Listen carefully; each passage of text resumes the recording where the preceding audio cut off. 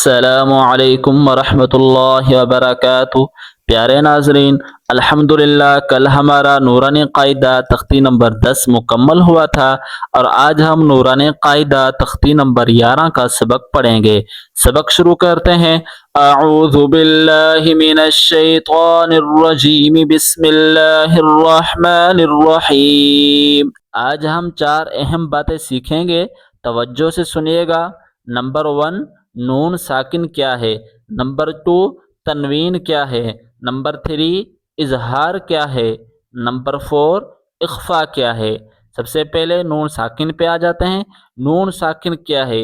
نون ساکن وہ نون ہے جس پر جزم ہو، اس پر کوئی حرکت، زبر، زیر یا پیش نہ ہو۔ مثال، حمزہ نون زبر ان، حمزہ نون زبر ان۔ نون کے اوپر صرف جزم ہے، زبر زیر پیش نہیں ہے، صرف جزم ہے، تو نون کیا ہے؟ نون ساکن ہے۔ جزم والے حرف کو کیا کہتے ہیں؟ ساکن۔ یہ نون ساکن ہے، سمجھ گئے؟ اب آ جاتے ہیں تنوین پہ۔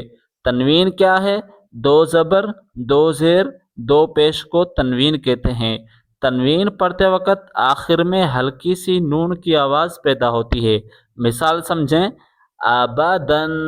اب یہاں پہ 3 الفاظ ہیں، حمزہ، با، دال۔ حمزہ زبر آ، با زبر با، دال 2 زبر دن، دال 2 زبر دن۔ آخر میں نون کی آواز آ رہی ہے، یہ نون کی آواز آ رہی ہے، کیا ہے؟ یہ تنوین ہے۔ علیم، علیم، میم 2 پیش من، ہدن، ہدن۔ آخر میں جو نون کی آواز آ رہی ہے یہ تنوین ہے۔ نون ساکن اور تنوین کے بارے میں سمجھ گئے۔ اب آ جاتے ہیں اظہار۔ اظہار کیا ہے؟ اظہار کے لغوی معنی ہے واضح اور صاف ظاہر کرنا۔ جب نون ساکن جو اوپر بتایا یا تنوین جو اوپر بتایا، نون ساکن یا تنوین کے بعد حروف حلقی میں سے کوئی حرف آئے تو نون کی آواز کو بغیر غننے کے صاف اور واضح پڑھا جاتا ہے۔ حروف حلقی 6 ہیں۔ حروف حلقی کتنے ہیں؟ حمزہ ہا، عین ہا، غین خا۔ حمزہ ہا، عین ہا، غین خا۔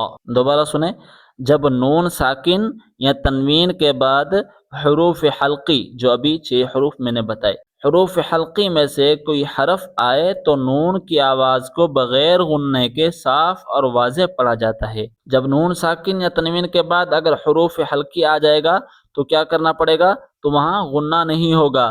مثال دے کے سمجھاتا ہوں، انعمت، انعمت، یہاں غنہ نہیں ہوگا۔ کیوں نہیں ہوگا؟ نون ساکن کے بعد عین آ رہا ہے، عین حروف حلقی ہے۔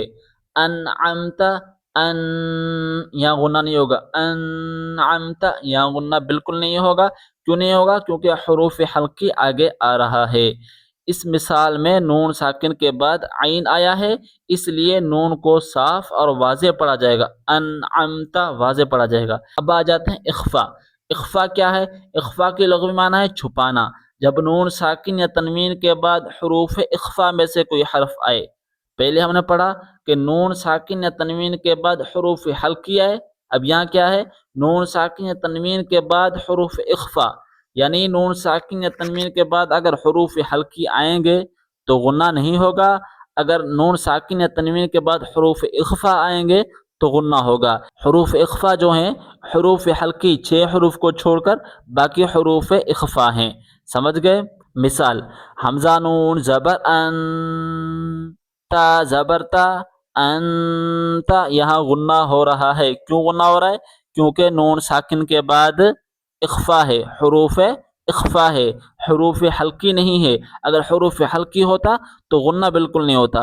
اس مثال میں نون ساکن کے بعد تا آیا ہے، اس لیے نون کو غننے کے ساتھ اخفا کرتے ہوئے پڑھا جائے گا۔ یاد رکھنے کے آسان بات، جب نون ساکن یا تنوین کے بعد حروف حلقی آئے تو اظہار ہوگا، یعنی نون صاف پڑھا جائے گا، اور جب نون ساکن یا تنوین کے بعد حروف اخفا آئے تو اخفا ہوگا، یعنی نون کو غننے کے ساتھ پڑھا جائے گا۔ اللہ تعالی ہمیں قرآن کریم کو صحیح تجوید کے ساتھ پڑھنے، سمجھنے اور اس پر عمل کرنے کی توفیق عطا فرمائے۔ غور سے سنیے گا، حمزہ نون زبر ان، حمزہ کو نون سے ملائیں، نون کے اوپر جزم ہے، جزم ملانے کے لیے ہوتا ہے، پچھلے سبق میں ہم بتا چکے ہیں۔ یہاں غنہ پیدا ہوگا، ناک سے آواز نکالیں، حمزہ نون زبر ان، تا زبر تا، انتا، انتا، وقفن، انت، دوبارہ سنیں، حمزہ نون زبر ان، یہ الف نہیں پڑھا جائے گا، الف کے اوپر اگر کوئی اعراب آ جائے، زبر یا زیر یا پیش آ جائے تو پھر وہ الف نہیں رہتا بلکہ حمزہ پڑھا جاتا ہے، پچھلے سبق میں بتا چکے ہیں۔